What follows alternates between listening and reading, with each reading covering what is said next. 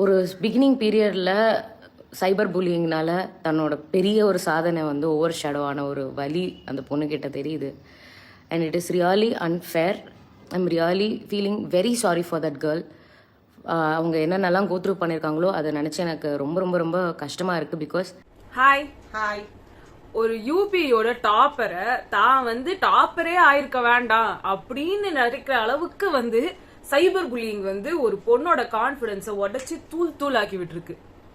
அதாவது எதுக்கு கிண்டல் பண்றதுன்னே இல்லாம ஒரு வரமுறை இல்லாம போய்கிட்டே இருக்காங்க. எல்லாத்துக்கும் ட்ராலிங், எல்லாத்துக்கும் அசிங்கப்படுத்துறது. அது பொண்ணுங்கன்ட்டு வந்ததுன்னா இன்னும் ரொம்ப அப்படியே அவங்களுக்கு என்னமோ ஒரு கிள்ளி வச்ச கீரை மாதிரி அவங்களுக்கு என்ன வேணா சொல்லிக்கலாம், என்ன வேணா பேசலாம். அவங்களுக்குலாம் வந்துட்டு டேக் இட் ஃபார் கிராண்டட். பொண்ணுங்கன்னா நாங்க என்ன வேணா சொல்லுவோம், அது எங்க இஷ்டம், எங்க வாய், எங்களுக்கு வந்து அக்கௌண்ட் இருக்குது, நாங்க என்ன வேணா அசிங்கமா பேசுவோம்.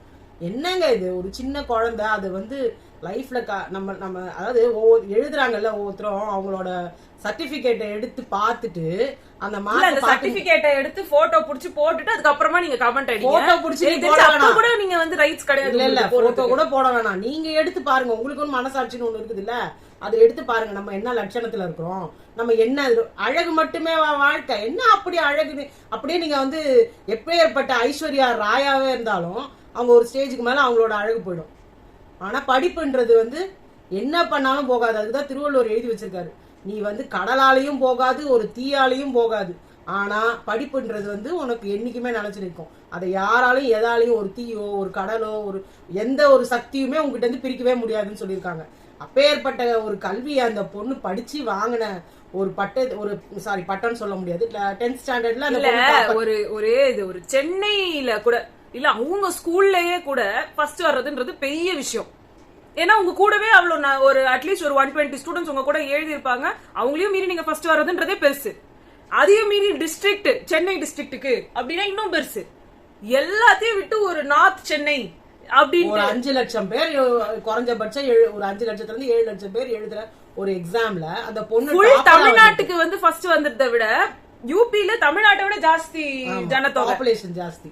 இருக்கிறதுலயே பாப்புலேட்டட் கண்ட்ரி, அதாவது பாப்புலேட்டட் பிளேஸ்னா அது வந்து நம்ம இந்தியாலயே அதுதான், அந்த ஸ்டேட் தான். அத வந்து நீங்க அந்த பொண்ணு வந்து வாங்கின ஒரு மார்க்க ஃபர்ஸ்ட் வந்திருக்காங்க 98.5% வாங்கி இருக்க அந்த பொண்ண எதுக்குமே லாயக் இல்லாத வெறும் உட்கார்ந்து கமெண்ட் அடிக்கிறதுக்குன்னு வந்து போன் இருக்கு, கை இருக்கு அப்படின்றதுனால சில பேர் கையில அடிக்க மாட்டாங்க, அது அப்படியே தட்டி விட்டுட்டு வாயில பேசுவோம். இல்ல இங்கிலீஷ்ல பேச தெரியாது வேணும்ல, இல்ல இங்கிலீஷ்ல பேச தெரியாதது எல்லாம் இந்த அப்படியே இந்த ஹிந்தில வந்து கமெண்ட் அடிக்கிறது. நான் என்ன சொல்றேன், ஐஸ்வர்யா ராய் அப்புறமா வந்து பெரிய என்ன சொல்றது இல்ல அவங்கலாம் அவங்களோட படிப்பெல்லாம் எடுத்துட்டு போய் பாருங்க. நான் கேக்குறேன் உங்களெல்லாம், ஒரு பொண்ணு டாப்பர் ஆகணும்னா அவங்க ஐஸ்வர்யா ராய் மாதிரியோ இல்ல ஒரு பெரிய ஒரு உலக அழகி வேற யார பிரியங்கா சோப்ரா யாரையோ சொல்றீங்க எல்லார் மாதிரியும் அழகா இருந்தாதான் படிப்புல நீங்க ஃபர்ஸ்ட் வரணும், முதல்ல போட்டோவை பார்த்துட்டு தான் நாங்க ஸ்டேட் ஃபர்ஸ்டே செலக்ட் பண்ணுவோம் அப்படின்னு ஏதாவது ரூல்ஸ் வச்சிருக்கீங்களா? எதுவுமே கிடையாது. நம்ம மூஞ்சில நம்ம போடுறதுக்கு முன்னாடி நம்ம ஃபேஸ ஒரு வாட்டி கண்ணாடியில பாத்துக்கணும். அடுத்து செகண்ட் என்ன பண்ணணும், நம்மளோட சர்டிபிகேட் எடுத்து நம்ம ஒரு வாட்டி பாத்துக்கணும். அப்புறமா அந்த பொண்ணை பத்தி ட்ரால் பண்ணணும். உங்க வீட்டுல உங்க மார்க்கை பார்த்து உங்க அம்மா அப்பா எவ்வளவோ கழுவி ஊத்திருப்பாங்க, அதை பத்திலாம் உங்களுக்கு கவலை கிடையாது, உங்க சொந்தக்காரங்க கழுவி ஊத்திருப்பாங்க. ஆனா இன்னொரு பொண்ணு வாங்கிச்சேன்ற வைத்தறிச்சல்ல என்ன சொல்றதுன்னே தெரியல. அது கூட படிக்கிற பசங்களுக்கு அந்த ஃபீலிங் வரல. அவங்க எல்லாம் சின்ன வயசுல இருந்து படிச்சுட்டு இருப்பாங்க அந்த குழந்தை கூடவே. என்னங்க உங்களுக்கு என்ன அப்படி இல்ல, நம்மளோட என்ன கல்ச்சர்ன்றாங்க, நம்மளோட நாடு மாதிரி ஒரு உயர்ந்த நாடு எதுவும் இல்லைன்றாங்க, யூனிட்டி இன் டைவர்சிட்டின்றாங்க, என்னென்னமோ சொல்றீங்க. ஒரு சின்ன குழந்தை அது வந்து அதுக்கு மீசை வந்திருக்குது, தாடி வந்திருக்குன்னா அதுல என்னங்க உங்களுக்கு என்னங்க பிரச்சனை? நீங்க உங்க வீட்டுல கொண்டு வந்து அந்த பொண்ணு வச்சுக்க போறீங்களா? அவங்க அம்மா அப்பா அவங்க பாத்துக்க போறாங்க, அவங்க நல்லா வளர்த்துருக்காங்க நல்லா. ஆனா அந்த அம்மா அப்பாவையே அந்த பொண்ணுங்க கிட்ட போய் சொல்லி நீ தயவு செஞ்சு இதுல இருந்து ஒரு 4-5 மார்க் கம்மியா வாங்கியிருந்திருக்கலாம். அப்ப எவ்வளவு ஒரு மனசுல ஊண்டிங்க இவ்வளவு நாள் பெத்து வளர்த்துட்டாரு அப்பா, அவருக்கு ஒண்ணுமே தெரியல.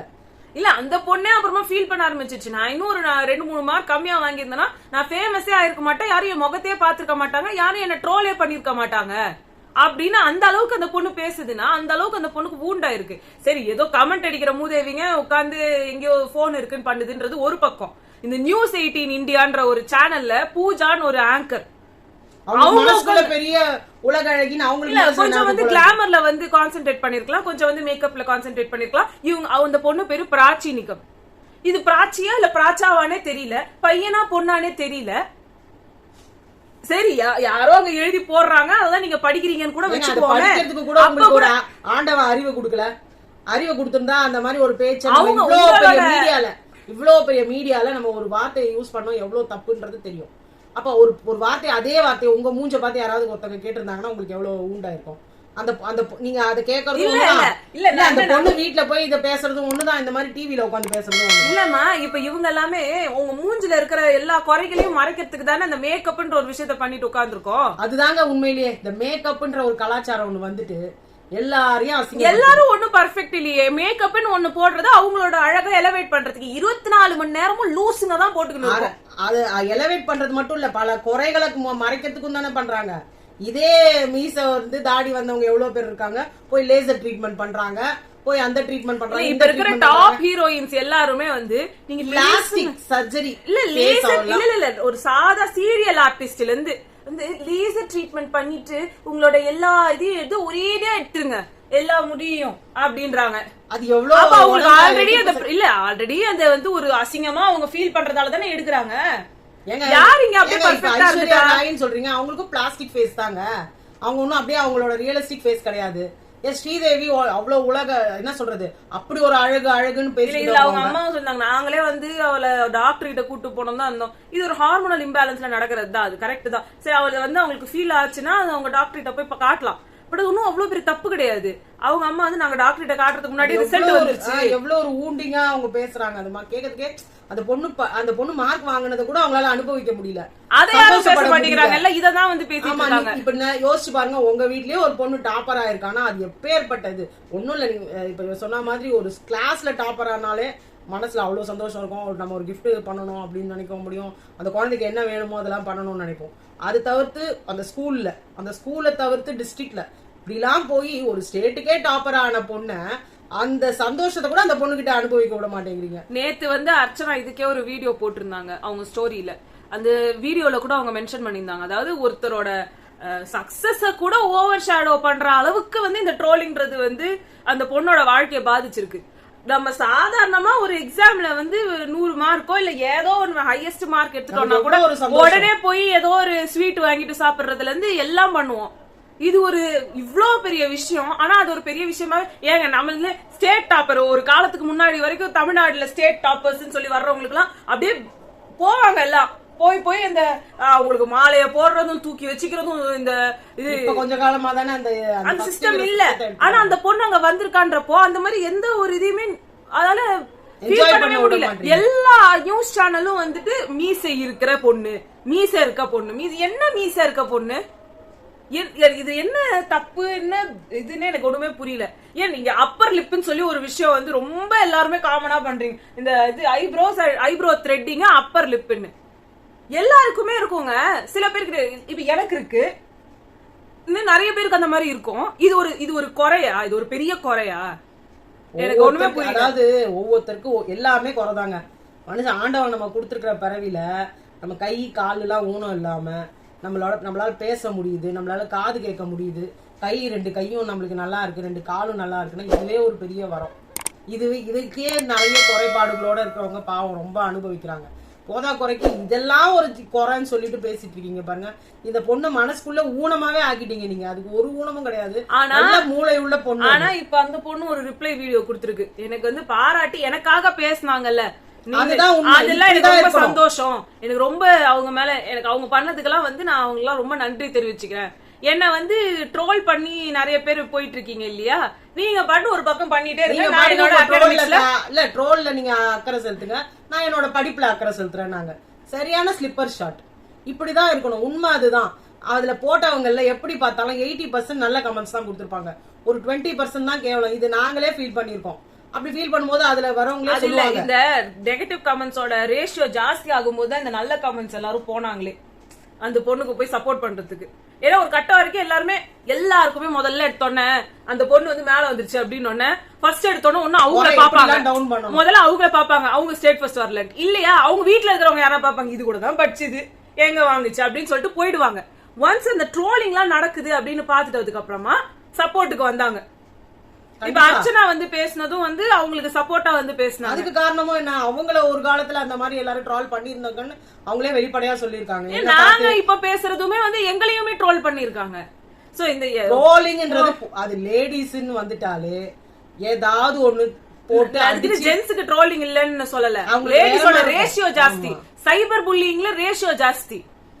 ஜென்ஸ்க்கு வேற மாதிரி இருக்குங்க. பட் லேடிஸ்க்கு ஒன்ஸ் கொஞ்சம் மேல வராங்கன்னா அவங்க எப்படி எல்லாம் அடிச்சு கீழே தள்ளலாம், டவுன் பண்ணலாம், இவங்களை அப்படியே அப்படியே ஃபீல்ட விட்டு ஓட விட்டுறணும்.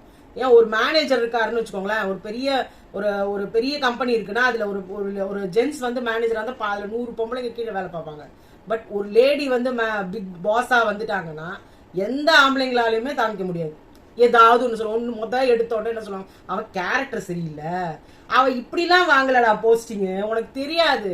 ஏன்னா இவங்கெல்லாம் அப்படியே நேர்மையா வந்து உழைச்சி மேல வந்து போஸ்டிங் வாங்கினவங்க. அதே லேடிஸா இருந்துன்னு அவ உனக்கு தெரியாதா, அங்க போய் அந்த ஆள்கிட்ட பல்ல இழிச்சா போஸ்டிங் கொடுத்துட்டாங்க, இங்க 4 பேரை கரெக்ட் பண்ணா போஸ்டிங் கொடுத்துட்டாங்க. இப்படிதான் இந்த உலகம். கேவலமா பேசி தட்டி பார்க்கும், அதையும் மீறிதான் வராங்க பாவம் ஒவ்வொருத்தரும். அதனால இந்த பொண்ணுக்கு பயங்கரமான ஒரு கங்க்ராச்சுலேஷன்ஸ் கொடுக்கணும். ஏன்னா இதெல்லாம் ஒரு இந்த பொண்ணாலேயே +2ல வாங்க முடியுமான்றது சாத்தியமே கிடையாது. ஏன்னா நிறைய நம்ம பார்த்திருக்கோம், 10th வந்தவங்களால +2ல வாங்க முடியாது. அப்படி இருக்கிற பட்சத்துல இது எப்பேற்பட்ட கொண்டாடப்பட வேண்டிய ஒரு விஷயம். அந்த பொண்ணை தயவு செஞ்சு உங்களால நீங்க பாராட்ட கூட வேண்டாம், தயவு செஞ்சு அந்த பொண்ணை விட்டுருங்க. அது லைஃப், அது ஜாலியா என்ஜாய் பண்ணட்டும். இதை எவ்வளவு என்ஜாய் பண்ண, அது ஃப்ரெண்ட்ஸுங்க எல்லாம் கூட இருக்காங்க, அவங்க எல்லாம் சொல்றாங்க ஏன் அவ படிப்புல நல்லா மேல வர, அவளை பார்த்து உங்களை யாரெல்லாம் கமெண்ட் பண்றீங்களோ ஒரு காம்படிட்டிவ் எக்ஸாம வந்து பாஸ் பண்ணி காட்டுங்க. அந்த பொண்ணு ஒரு பையன் சூப்பரா கேட்டுச்சு, ஒரு பையன் கேட்டிருக்காரு. அந்த பொண்ணு அதான் ஒரு பொண்ணு சொல்லுச்சு, அவளால வாங்க முடிஞ்சதுன்னு எல்லாருக்கும் ஜெலஸ். உங்களுக்கு எப்படி காட்டுறதுன்னு தெரியல, அதை இப்படி காட்டுறீங்க. கூட படிக்கிற பொண்ணு, அதுக்கு இருக்கிற பெருந்தன்மை கூட நியாயமா பார்த்தா அவங்கதான் இருக்கணும். அவங்களுக்கு தான் அந்த பொண்ணு கூட ஒரு கிளாஸ்ல டாப்பரா கூட இருந்திருக்கலாம். ஆனா ஃபைனலா வரும்போது இந்த பொண்ணு கூட வந்திருக்கலாம். இதெல்லாம் நடக்கக்கூடியது, நிறைய நம்மளே ஃபேஸ் பண்ணிருப்போம். ஆனாலும் அந்த பெருந்தன்மையா எடுத்துக்கிற அந்த குழந்தைங்களுக்கு இருக்கிற புத்தி கூட இந்த மாதிரி ஆம்பளைங்களுக்கு இல்ல. அப்ப அவனும் கூட படிக்கிறவனும் அவனும் ஒரு பாய் தானே, அவனுக்கு இருக்கிற அந்த பெருந்தன்மை உங்களுக்கு எல்லாம் இருக்கா? அந்த பொண்ணை நீங்க இப்படி எல்லாம் பேசிட்டா நீங்க கீழே வந்துருங்க. அப்படிலாம் கிடையாது. அவளுக்கு ஒரு இன்ஜினியர் ஆகணும்னு சொன்னாங்க, உண்மையிலேயே பெரிய இன்ஜினியர் ஆவா.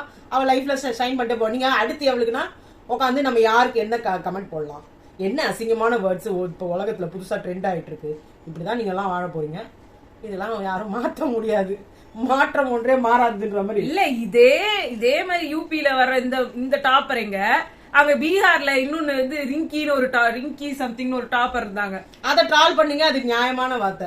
ஏன் அது கூட அதோட லுக்ஸ்க்காக யாரும் பண்ணல, அந்த பொண்ணோட படிப்புக்கு. அதாவது அதுக்கு என்ன, அதாவது பீகாரோட டாப்பரா, ஆனா வந்து என்ன சப்ஜெக்ட் இருந்ததுன்னு தெரியல, அந்த சப்ஜெக்ட் என்ன எடுப்பாங்கன்னு தெரியல.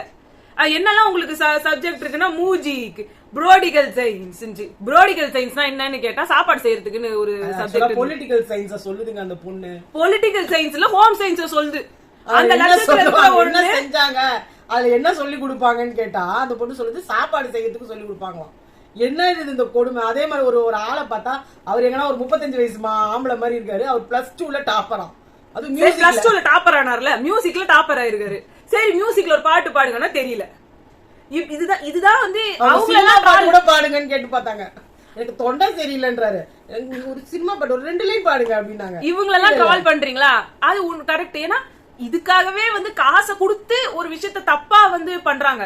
இந்த பொண்ணு எந்த தப்பும் பண்ணாததுக்கு இப்பெல்லாம் வந்து ஒரு இது நடக்கிறதுன்றது ரொம்ப கேவலமா இருக்கு.